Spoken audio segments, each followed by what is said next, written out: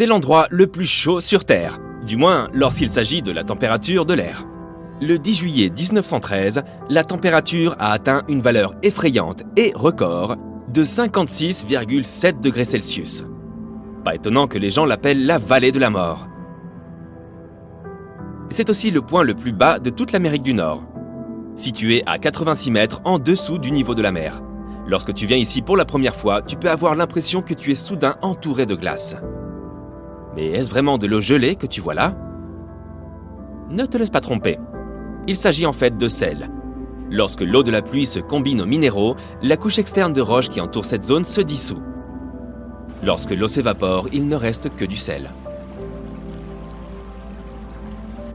Si tu es fan d'eau, ce n'est pas le meilleur endroit pour toi, car les pluies sont rares dans la vallée de la mort.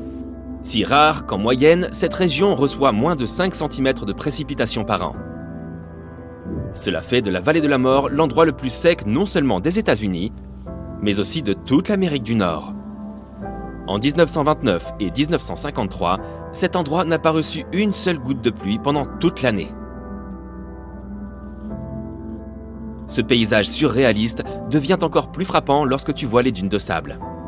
Bien sûr, elles ne représentent qu'une petite partie de la vallée de la mort, mais elles font partie des paysages les plus marquants, certaines d'entre elles s'élevant à plus de 100 mètres.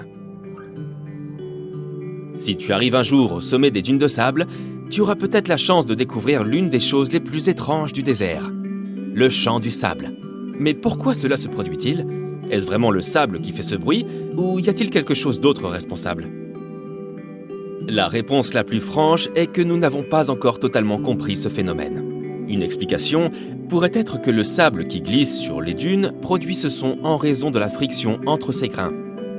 Lorsqu'on l'écoute, on a l'impression qu'un avion vole au loin. C'est l'un des rares endroits sur Terre où le sable produit un bruit si fort qu'on peut l'entendre. Les autres endroits sont le désert de Namibie en Afrique ou les Barking Sands d'Hawaï.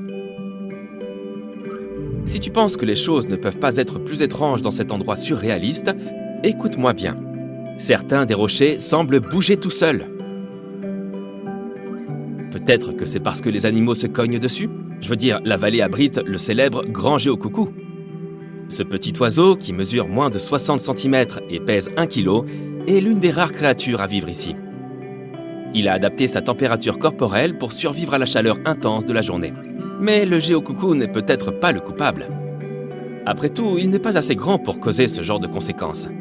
De plus, rien ne semble pousser ces rochers. La trace qu'ils laissent derrière eux est trop importante. Dans ce cas, faut-il accuser les vents?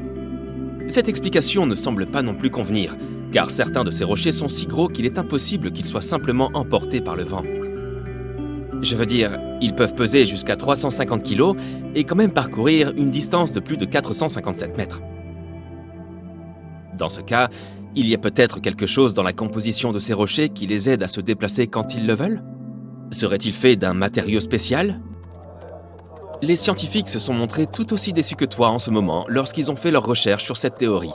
Non, la composition de ces roches n'a rien d'unique. Ce ne sont que des pierres ordinaires, composées principalement de dolomite et de granit. Elles faisaient auparavant partie de falaises et d'affleurements locaux, puis se sont détachées par hasard. Quoi qu'il en soit, les mouvements des rochers intriguent les chercheurs depuis leur découverte au début des années 1900. Ce qui est encore plus curieux, c'est que, selon leur forme, les trajectoires semblent différentes. Alors que les rochers dont la surface est rugueuse créent des trajectoires droites, ceux dont la surface est lisse semblent se déplacer au hasard. Les chercheurs ont essayé de comprendre les multiples mouvements de ces rochers et la manière dont ils forment ces pistes de plusieurs façons différentes. Par exemple, en observant les lieux à l'aide de caméras vidéo. Ils ont également créé une station météorologique dédiée sur le site et ont même placé des dispositifs de suivi GPS sur certains de ceux-ci. Voici une autre question. Pourquoi certains de ces rochers se déplacent-ils ensemble? Quelle que soit leur forme et leur taille, certains d'entre eux semblent laisser des traces parallèles. On dirait vraiment qu'ils suivent la même direction, qu'ils prennent les mêmes virages et courbes pendant leur déplacement. Je veux dire, il ne s'agit pas de roches qui vont à la même fête par hasard, non? Ce n'est qu'en 2014 que les scientifiques ont réussi à enregistrer le mouvement des rochers. Jusque-là, personne ne les avait vus bouger. Les gens étaient juste intrigués par le mystère des marques laissées derrière eux. Grâce à la photographie time-lapse, qui consiste essentiellement à prendre des photos de la même image pendant un certain temps, puis à les repasser comme un film, les scientifiques ont finalement découvert ce qui se cachait derrière leurs mouvements. Alors, cela avait-il vraiment quelque chose à voir avec les animaux ou le vent? Ou était-ce une autre force mystérieuse qui poussait les rochers à travers le paysage vide? Eh bien, la réponse n'est pas aussi simple qu'on pourrait l'imaginer. Tout se résume à une combinaison de précipitations, de changements rapides de température et d'un peu de vent. Pour faire simple, quand il pleut dans la vallée, l'endroit peut parfois geler. Et la vallée entière commence à ressembler à une énorme patinoire. Certains des rochers restent coincés dans la glace. Lorsque la température augmente et que la glace commence à fondre, certaines parties de cette couche de glace commencent à se déplacer lentement, entraînant les rochers, d'où leurs mouvements et les traces qu'ils laissent derrière eux. Comme la terre sous les roches devient plus boueuse à cause de la pluie, cela permet aux pierres de se déplacer avec la couche de glace. Une fois la glace fondue, l'eau s'évapore et ne laisse aucune trace de ce qui s'est passé.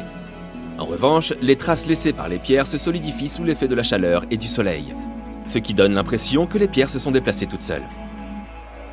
Ce qui est rendu difficile pour les scientifiques de percer ce mystère est le fait que la couche de glace qui aide ces roches à se déplacer est très mince.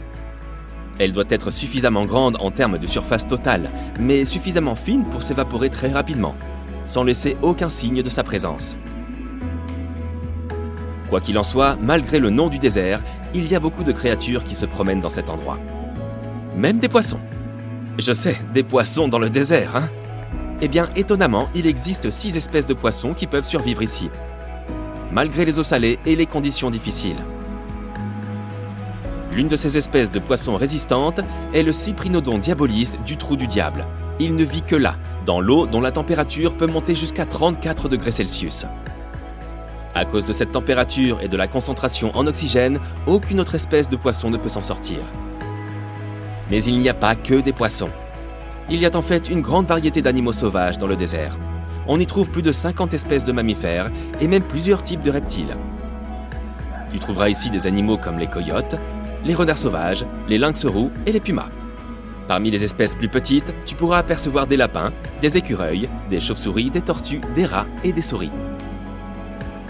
Certains des animaux qui vivent ici ont dû s'adapter aux conditions difficiles et ont trouvé des solutions très créatives, comme le lièvre par exemple. Il utilise ses oreilles démesurées pour rester au frais pendant la chaleur intense de l'été.